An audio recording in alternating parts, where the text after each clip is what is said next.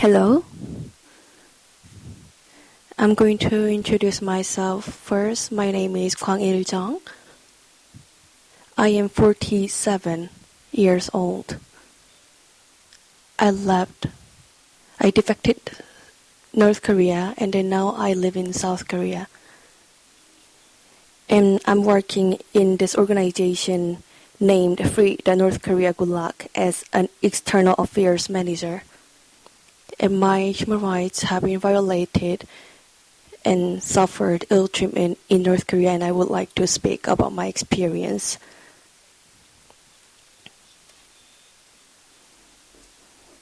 And I was working in the field of commerce in the middle of 90s with the partners in China. So I went to China, and I just got to know this person from South Korea. And we became friends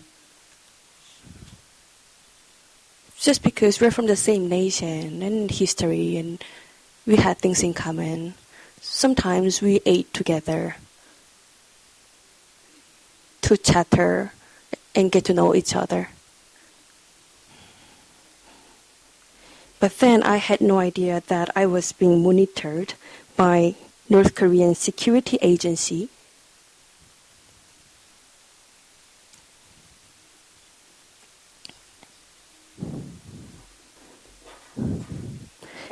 And when I came back to North Korea on the 22nd of July in 1999, I suddenly got arrested by the police. And I had no idea why.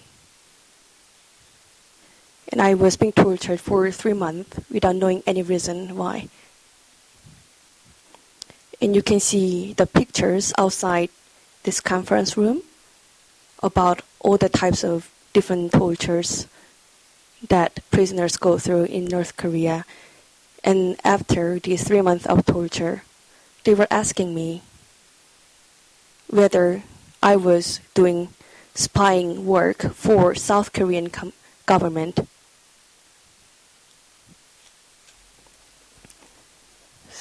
And this is what they were investigating me about. But I had no idea why they were asking me these questions, and I said no, I was not a spy. But then the tortures continued, forcing me to confess,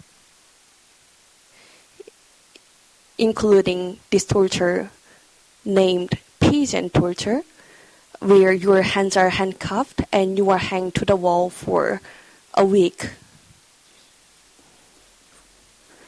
So when I was arrested, I was weighing 75 kilograms. But then after 10 months, I weighed 36 kilograms. So because it was physically too difficult, I made a false confession that I was a spy. So after this false confession that I made, because of physical difficulty, I was sent to political prisoners labor camp in Yadak. But I was not even a spy, but it was not only me who had to make this kind of false confession. There were a number of other people who were just working in a foreign country, even people who were working in an embassy in a foreign country, and these people were arrested in a similar way as me. And we couldn't eat properly.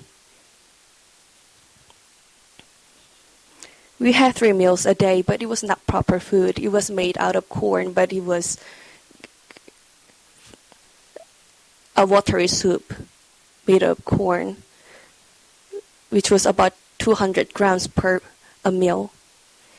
They don't treat you as a human being with dignity in this camp.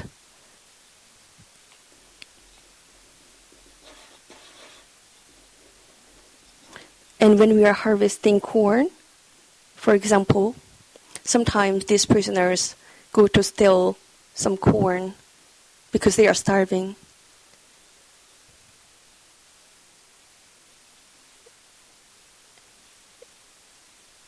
this little amount of corn was enough for us to quench our hunger. So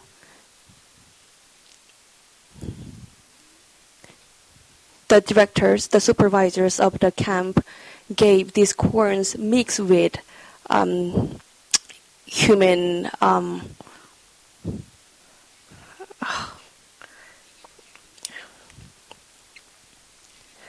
they mixed this corn with dirty things so that prisoners couldn't even eat.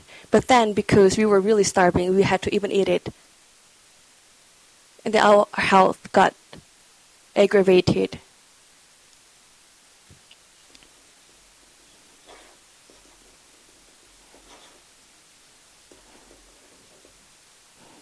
And we were also sent to cut trees down, about 7 trees per day.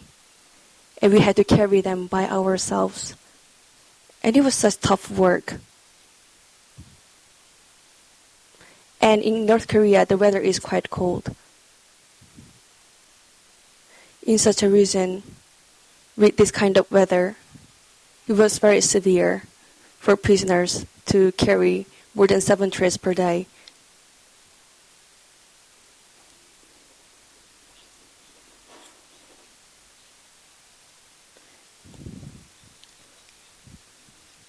And then the supervisors make this promise that the prisoners will get 1 kilogram more of food if they carry more trees. So this was a place where the law of jungle ruled because people were starving. They were struggling to carry more trees even if they were subject to physical injury. And even when they had to risk death, and you are treated as less than a human being in a political prisoners camp in North Korea.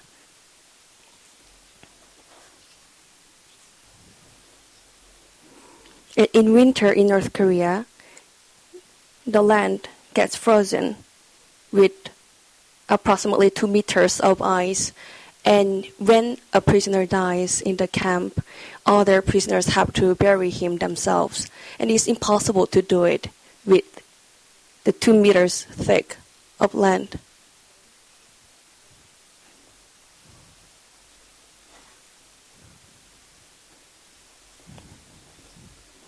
And when the land melts, you find these dead bodies again, and they are rotten.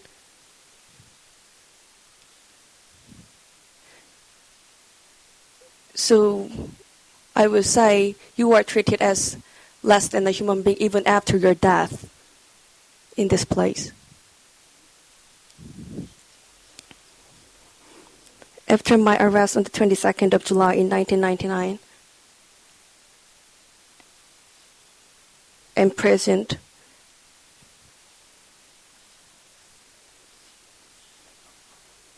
I was released on the 12th of April in 2003, and in exactly 12 days, I defected North Korea to China. And then 1 year after, which was on the 22nd of April of 2004, I went to South Korea. And there is something that I want to show you here. And this is an arrest warrant used in North Korea. And if you see, there is nothing written on the part of date. So the police are distributed this kind of warrant of arrest, and they can just use this arbitrarily whenever they want against whoever they want. And the signature is already printed there. So they just need to use the signature that is already there, and they can write down the day where they want to go arrest this person.